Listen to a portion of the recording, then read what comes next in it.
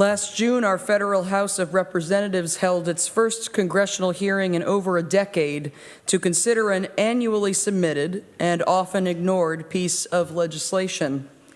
H.R. 40 first debuted in the House in 1989 and is formally known as the Commission to Study and Develop Reparation Proposals for African Americans Act. Its purpose, as stated in the legislation's introduction, would be to address the fundamental injustice, cruelty, brutality, and inhumanity of slavery in the United States and the 13 American colonies between 1619 and 1865, and to establish a commission to study and consider a national apology and proposal for reparations for the institution of slavery, its subsequent de jure and de facto racial and economic discrimination against African Americans, and the impact of these forces on living African Americans. The commission would then make recommendations to the Congress on appropriate remedies. On June 19th, 2019, which appropriately is also the Juneteenth holiday commemorating the announcement in Texas of emancipation after the Civil War, the House Judiciary Committee held a hearing featuring Senator Cory Booker, actor Danny Glover, and author Ta-Nehisi Coates, whose testimony we heard as our reading today. All these men are themselves descendants of enslaved peoples.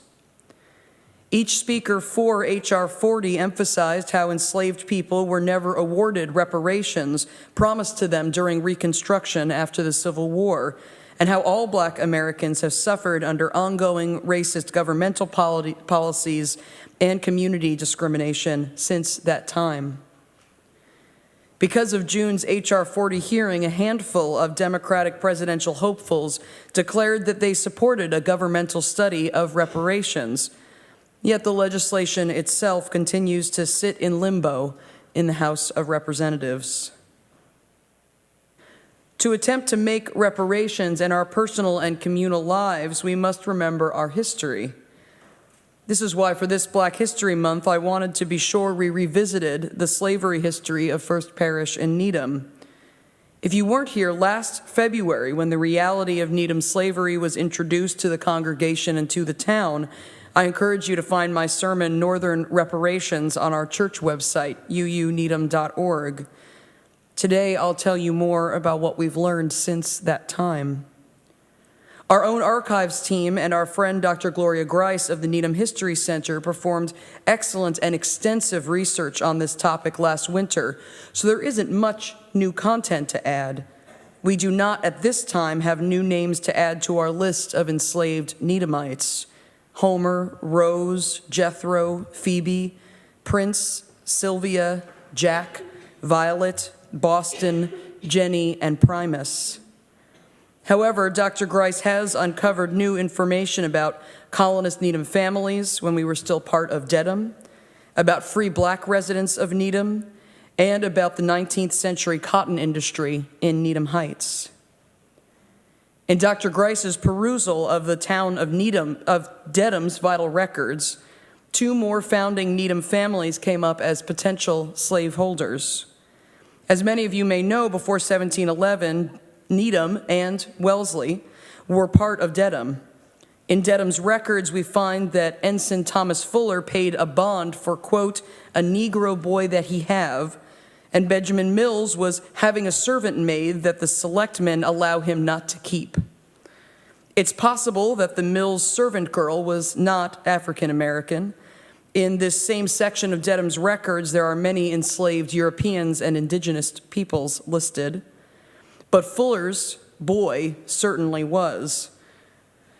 Benjamin Mills Sr. died as a founding Needhamite and first parishioner in 1734. And his descendants were intermarried with Thomas Fuller's descendants and the Gay family, who, as we learned last year, were prominent members of our congregation, were enslavers, and were major donors for our beloved Paul Revere Bell. Today in Needham, one can stop by the numerous historic homes owned by these 3 families, the Fullers, Mills, and Gays, on Burrell Lane, Central Avenue, and Great Plain Avenue. One of Dr. Grice's intriguing finds in this last year was the Oliver family, headed by Cromwell and Elizabeth, maiden name Gosson. Our first minister, Reverend Jonathan Townsend, recorded that while living in Needham, the Olivers welcomed 8 children into their family between 1731 and 1747. Joseph, Elizabeth, Judith, Susanna, Rebecca, Simon, and Thomas. 2, their eldest Joseph and the first Rebecca, are recorded as dying in infancy, and their eldest daughter Betty died at age 18. Digging into our town's vital records, Dr. Grice found that Cromwell and Elizabeth had been married in Boston in 1730 and are listed as free Negroes. Reverend Jonathan Townsend, in his records, called Cromwell an Ethiops, an ancient Greco-Roman term for dark-skinned person or Ethiopian. At the writing and delivery of this sermon, it's not known where from Cromwell Oliver or Elizabeth Gosson came. We do not know whether they had previously been enslaved in Greater Boston, nor how they came to settle for at least 2 decades in Needham, nor what their work was here, nor how they interacted with the enslaved Africans of our town, nor when they died. We also do not know if they were simply townspeople in our parish or covenantal members of our congregation. More research will have to be performed. And lastly, Dr. Grice has a special interest in how the 19th century textile and fabric industry in Needham Heights was tied to Southern slavery. While we knew last year that the cotton arriving in Needham to be processed in our local factories and small businesses certainly came from slave labor in the American South, Dr. Grice also found that a Newton family-owned factory in the very northern part of Needham was specifically producing Osnaburgs for the southern market in the early 1840s. Osnaburg fabric was a new term for me and refers to a durable, cheap, and uncomfortable cotton fabric bought by slaveholders to clothe enslaved people.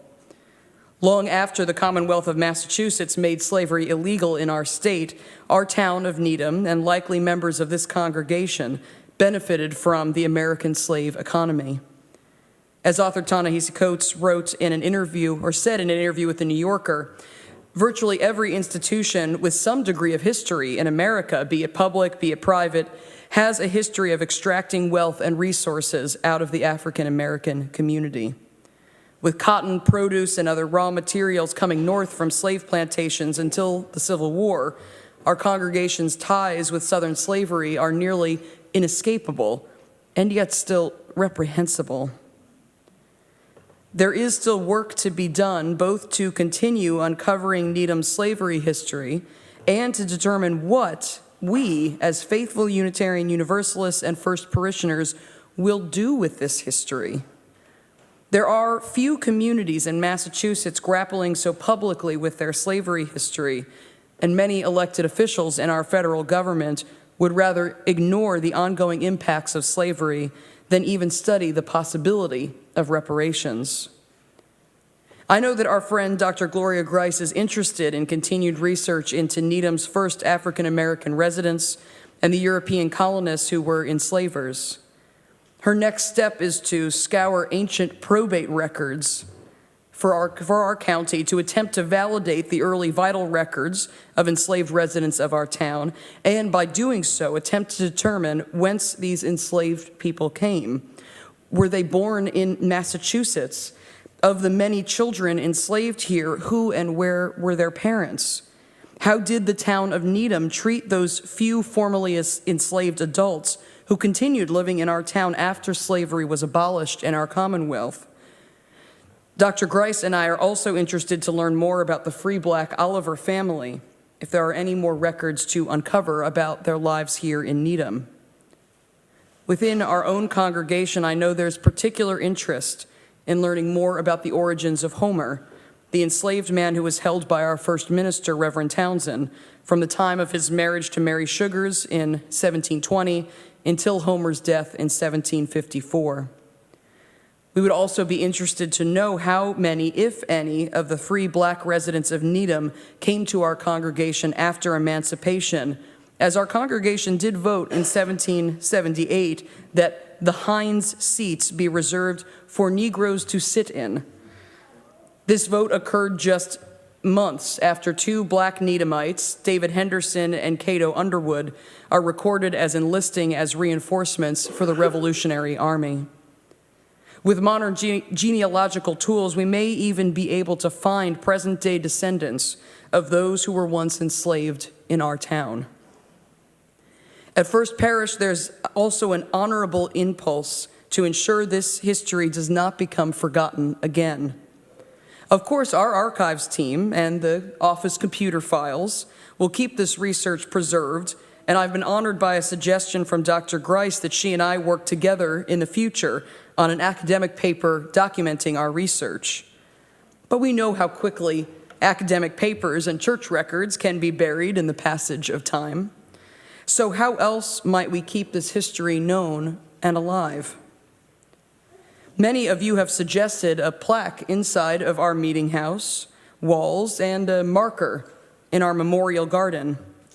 On a bigger scale, some have suggested working closely with the town to see if Needham's slavery history can be formally included in our public schools curriculum, or if this slavery history could be remembered through a monument on the town common, or through a publicly sourced reparations scholarship fund. For now, Marianne McGowan, our member Marianne, and the Racial Justice Task Force will be hosting an open dialogue about our national and congregational conversation about reparations next Sunday afternoon with Ta-Nehisi Coates' 2014 Atlantic article on reparations as the main source of inspiration. In the future, we may want to consider reparations guidelines from organizations like the United Nations to inspire us, which in a summary from the Movement for Black Lives requires that 5 conditions are met for full reparations: an assurance of non-repetition, restitution as best can be approximated to the condition prior to the human rights violation, compensation appropriate and proportional to the gravity of harm done, satisfaction from the harmed party of the apology, and rehabilitation services offered to those experiencing ongoing trauma. This is certainly a high standard and a challenge we can meet with time and with communal dedication. Reckoning with such a terrible history and spiritual ancestry as ties with American slavery need not be felt as a heavy historical burden dragging down the energy of this faith community. Like the symbol of the Sankofa bird, a Ghanaian emblem for going back to get what was lost or stolen, we can pick up this horrific history our community had forgotten while continuing to move forward as faithful people, journeying together toward more equity and justice within and outside our meeting house walls. In the words of 20th century Euro-American UU minister Reverend Jack Mendelson, here in this sanctuary of ancient dreams and wisdom and beauty, we come to grow, to be healed, to stretch mind and heart, to be challenged and renewed, to be helped in our own continuing struggles for meaning and for love, to help build a world with more justice and mercy in it, to be counted among the hopers and the doers. In the face of cynicism, darkness, brutality around us and within, we seek to align ourselves with a living community that would affirm rather than despair, that would think and act rather than simply adjust and succumb. Here we invite the spirit of our own humanity and the healing powers of the spirit of life under, around, through, and beyond it to give us the nerve and grace, the toughness and sensitivity to search out the truth that frees and the life that maketh all things new. We pray that the spirit of life and love give us courage and humility as we remember those who suffered in slavery in this church that is our spiritual home. And remembering with clarity and respect helps us begin the journey toward reconciliation and reparation. The Say Her Name social media and policy advocacy campaign began in 2015 as a movement to raise awareness for Black women victims of police brutality and the anti-Black violence in the United States as part of the broader Black Lives Matter movement. This say her name phrase and hashtag has also been used to lift up the names of transgender women of color who have been killed by police, partners, neighbors, and strangers. Today, we remember those who lived and the many who died in enslavement to white Needham colonists. We say their names so we do not forget the violence against their bodies and their souls.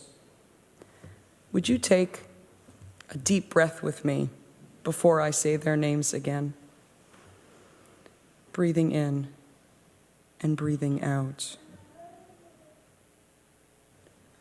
Homer, Rose, Jethro, Phoebe, Prince, Sylvia, Jack, Violet, Boston, Jenny, Primus, and all those whose names are yet unknown or never recorded. We remember you, we are sorry, and we are working to honor your memory.